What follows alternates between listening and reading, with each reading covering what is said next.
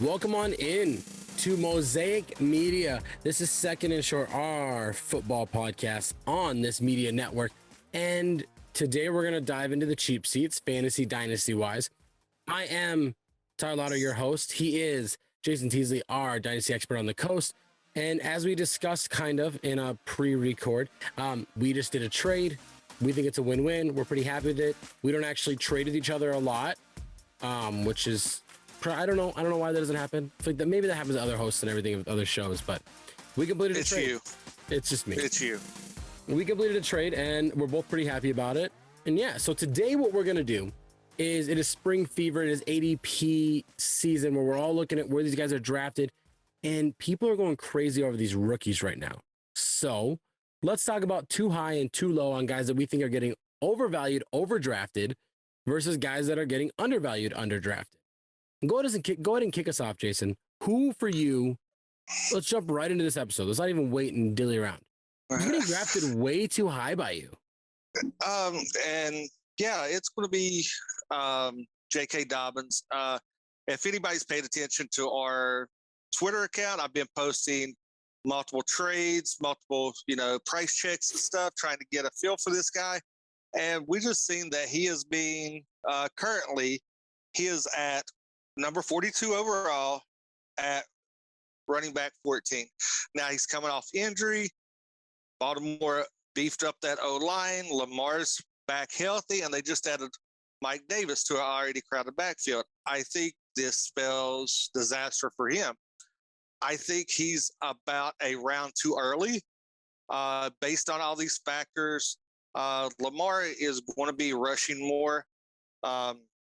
Me and you talked off air, they have with Hollywood gone, they opened up, it was like 143 targets. Mm-hmm. So, there's opportunity there, but I think this is going to be a nightmare trying to get that backfield like it was last year, get a handle, rotating in and out. I don't think he's going to get the traction to be drafted this high. Yeah, and here's the biggest thing is that getting drafted similar to him in the fourth round is Saquon Barkley, who is coming off of an injury as well. But what we're looking at is that Barkley's coming to a running back room where he's pretty much going to dominate. The Baltimore Ravens have something that most people don't, and that's a running back that rushes like over 100 times a season. Pretty close too. If Lamar Jackson's taking a bulk of the rushes, and then we have Justice Hill is coming back from injury. He's still there. We still have Gus Edwards coming back from injury. He's still there. They just signed Mike Davis. They just drafted Tyler Batty in the 6th round. This running back group is pretty full. And I would like to believe that they're going to kind of float around protecting Dobbins. And instead of just giving him the bulk of everything, they'll work him in and they're going to be more of like a team attacking run game, a true RBBC. And with that being said, I can't rely on him being a fringe RB1. And this is a guy like in Superflex at the 4th round, you might have already went quarterback and receiver with how valuable they are. And then maybe you just had to get another quarterback or receiver. And then in the 4th round, you're like, I got to get a running back. I don't want him as my RB1. I don't. His value is slowly going down in dynasty leagues. A guy that he used to be worth multiple first rounds is dropping in value where that's not a thing anymore. If you can get that, obviously some leagues you can, it's an outlier, but I agree with this. I think it's a little too high for me, given the running back room he has around him, given that he's coming back from injury, and then given that there are better talents around him, in my opinion, that I'd rather draft in the 4th. Other players that I'd rather take a risk with, guys like Derrick Henry, Matt Stafford, Justin Fields, Jalen Hurts, Chris Godwin are kind of ranked and going in similar ranges that I think have either higher upside or positional value than I think J.K. Dobbins does. Yeah, you could also plug in, getting Kelsey right there as well, with the amount of targets he's going to be seeing in Kansas City. He's actually lower than that. So I think you get a much better, well-rounded team than reaching for Dobbins here. Yeah. And you were talking about a round later potentially. Well, a round later, you have a guy that's getting drafted too low at running back 19. Talk about David Montgomery, who you think is going way too low at pick 5.9 on ADP. Yeah, I'm a Montgomery truther. I love Montgomery. I've got him on quite a few Dynasty leagues. I've overpaid for him because I like his running style. I like the situation. He's going to have a not very experienced quarterback. They just let Allen Robinson go. They're going to be on the ground. Weather factors in. Chicago does have that outside stadium. Green Bay plays outside, so you're going to have some games where weather will factor in. So you're going to have to be able to control the clock. I think Montgomery fits this ideally position, and I think he's a running back that you can rely on. He does have the banger mentality. He can get you those short yards. He can get you those goal line carries. He's got decent hands out of the backfield. I think he's a player that I would totally switch him and J.K. Dobbins around with their ADPs. And I think you'd be very happy having him as your RB1. Yeah, and I think they'll get similar types of attempts on the ground. But a big thing that we have to look at here is that Montgomery also catches a good amount of passes as well, which Dobbins does too. But Montgomery's coming off in a season where he just kind of played bad. Like his yards per carry dropped under 4 for the first time in his 3 years, but his receptions stayed steady. He still averages 40 receptions a season. I don't really worry too much about Herbert taking too much from him because that's 2 guys. Because I don't think Fields is going to run as much as Jackson does, even though a lot of people like to talk about him in the same way. So I think that the attempts, the touches, the targets has a higher opportunity of being higher than it does for Dobbins. And David Montgomery has shown consistently that he's a relatively healthy player. He's really reliable in both aspects of the game. And the Bears team isn't that good. They might be the worst in their division, potentially, where they're going to be playing from behind a lot and a guy that can catch passes, and he does it better than any other running back on his team. There's no other competition there, whereas Dobbins competes with Mike Davis. And ultimately, I think Montgomery is going to give you better value here late in the 5th round compared to some of these other guys that we're talking about in that range. He's getting drafted right around the same range as rookies like Garrett Wilson, ETN, and who's pretty much a rookie, and Elijah Moore. And I think he has a higher upside than 2 of them outside of Garrett Wilson. Not just me personally, who I like more. Yeah. Wilson's going to be good. You got to think ETN's coming back from a foot injury. Mm-hmm. You got that weird thing right there. The next running back that I see after him is Aaron Jones is the next one drafted after him. Yeah, which is at 65. I don't know. I feel like that's too low for Montgomery. I feel like, and if you can wait and get pair of Montgomery and Jones together as a combo, that's a win-win for me. Yeah, I think so as well. You can do that on the turn right there, and you could wait. And that's what we're kind of seeing here. And that's some advice that we can kind of give on the side here. Sidebar is that you can potentially wait on these running backs till rounds 3, 4, and 5. Get your starting running backs, be comfortable and confident going forward.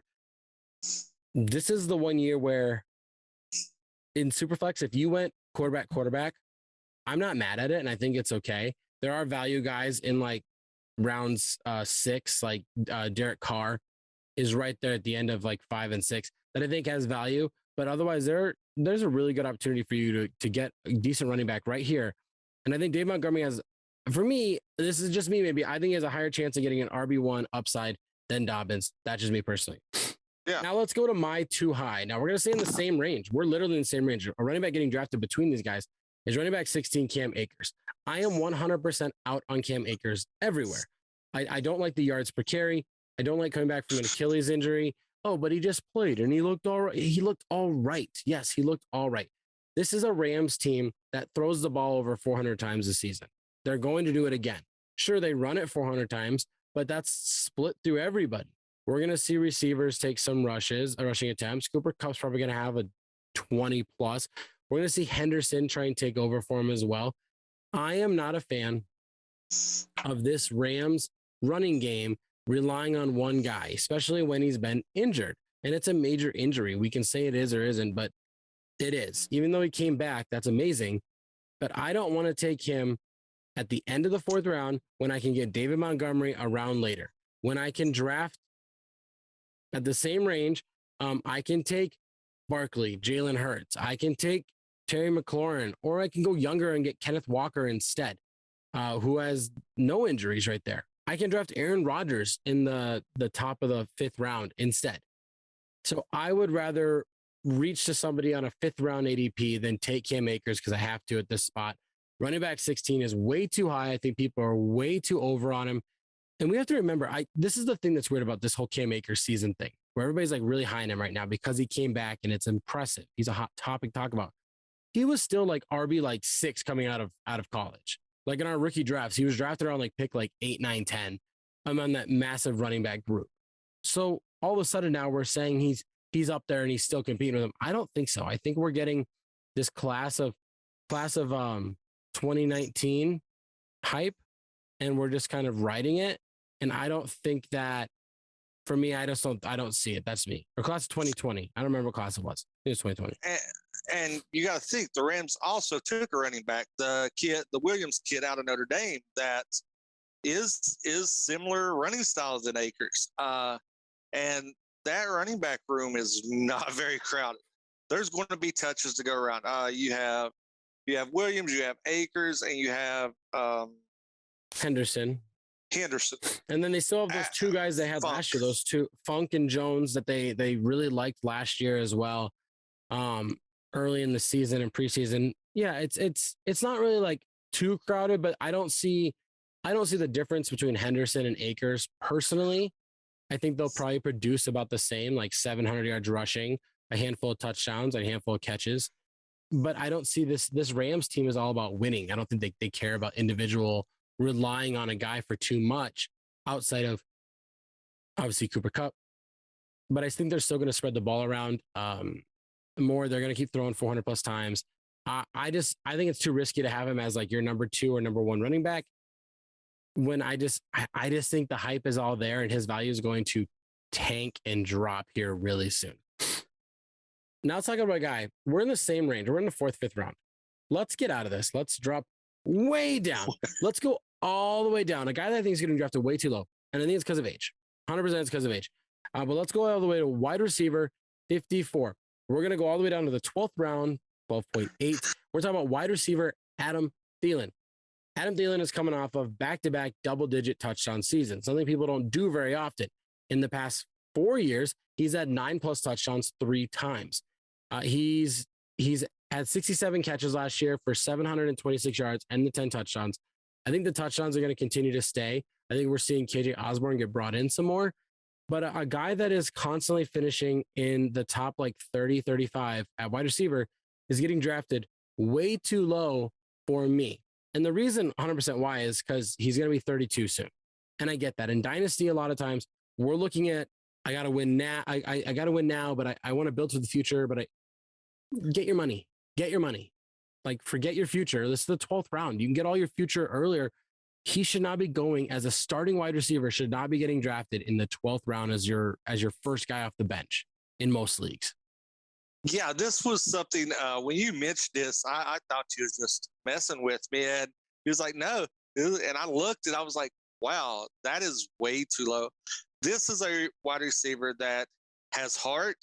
He is one of Kirk Cousins' favorite targets. Mm-hmm.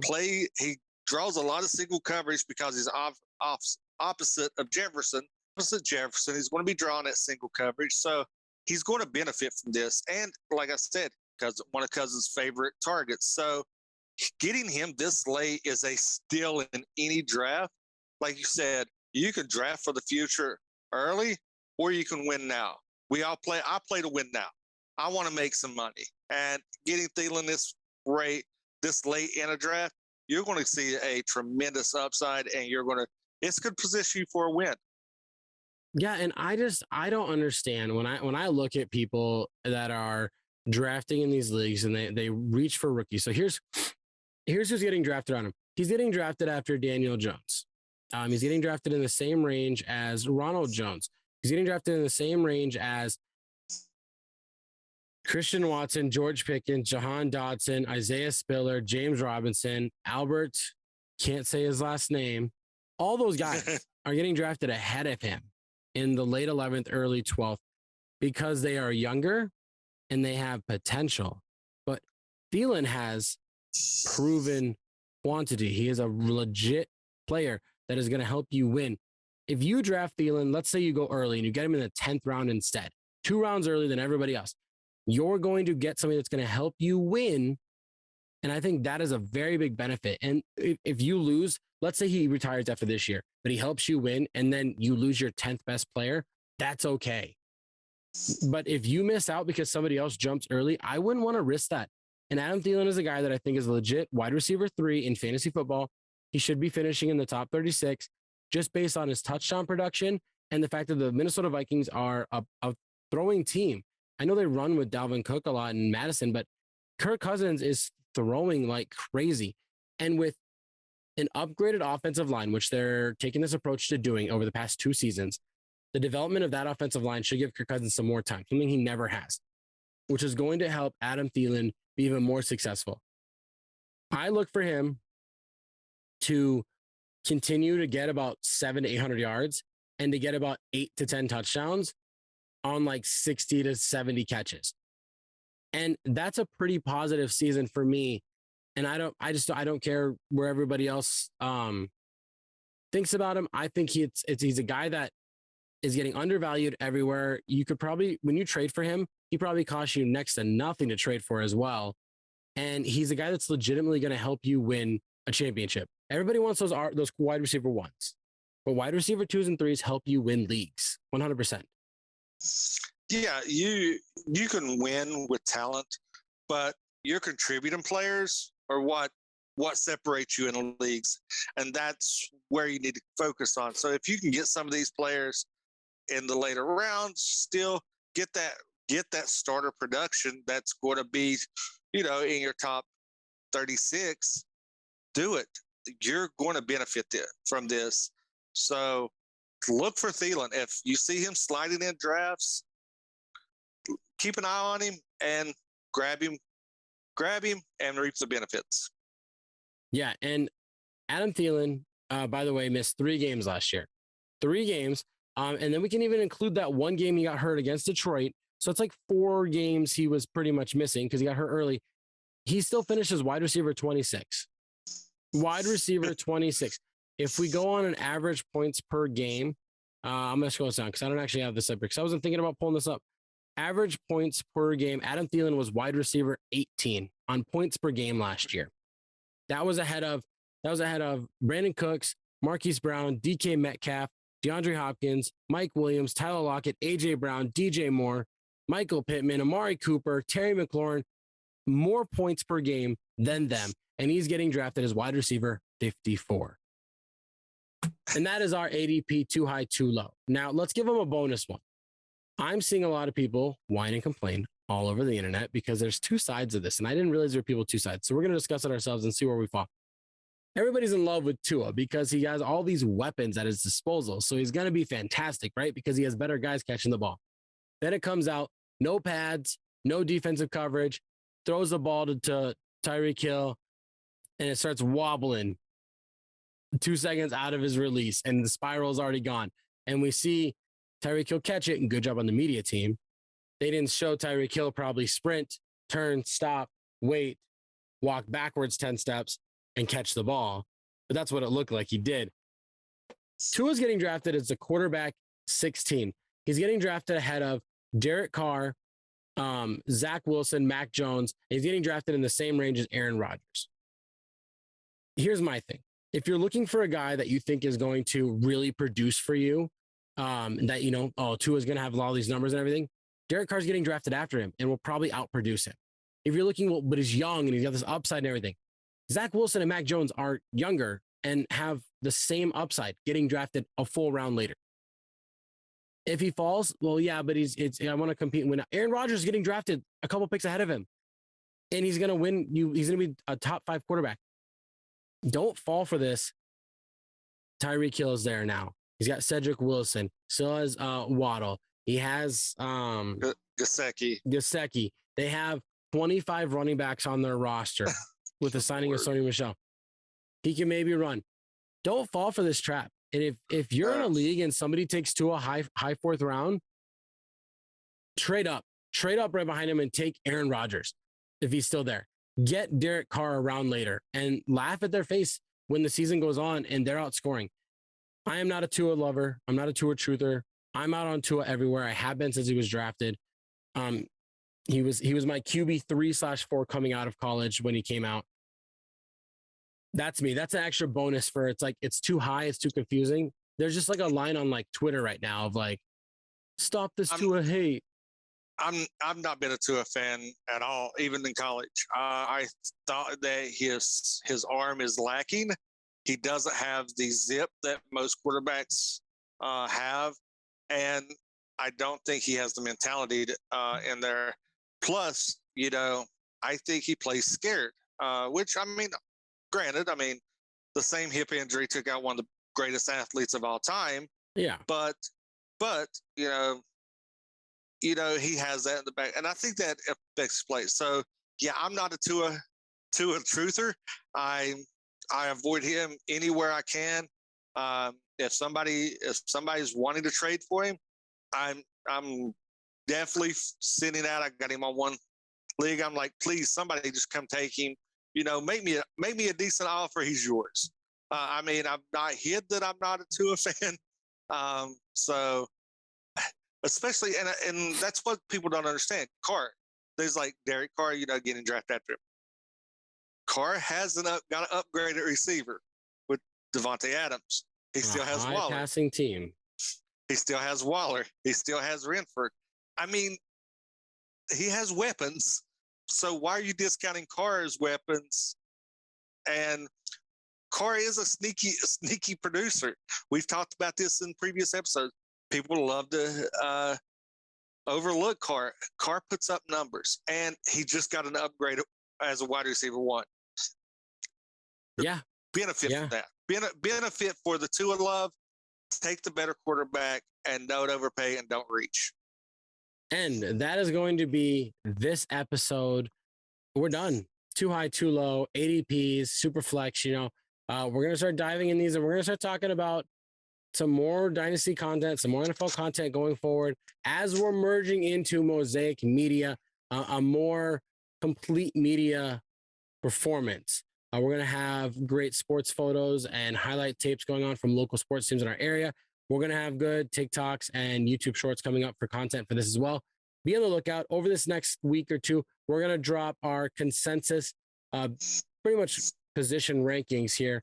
And we'll do a super flex. Well, we'll do a super flex ranking as well for everybody too at the end of everything, and a single quarterback for you. Last thing, we're looking for a startup. We don't care if it's on Sleeper. We don't care if it's on My Fantasy League. We're going to co-owner a team. I just want to draft right now. I really just want to draft. Because I'm seeing a lot of guys like where they're going in ADP, and I just think, not that I can go in and just dominate a league, but I can take value and just go for a win now team and cash in big. I really think it's an opportunity out there for some people with how much people are pushing for 2023 picks, with how much people are pushing on rookies and they're fading vets. I think there's a big opportunity here for people to strike gold on a win now season, and I want to be that person. So follow us everywhere: Facebook, Instagram, Twitter, TikTok, YouTube. Subscribe. And yeah, if you're listening to us on all of your favorite podcast apps, give us a like there, thumbs up, and down in the comments, tell us right now, ADP, who's getting drafted too high for you and who's getting drafted too low for you. Who are you getting the richest from? And that's it for us. We'll see you guys next week.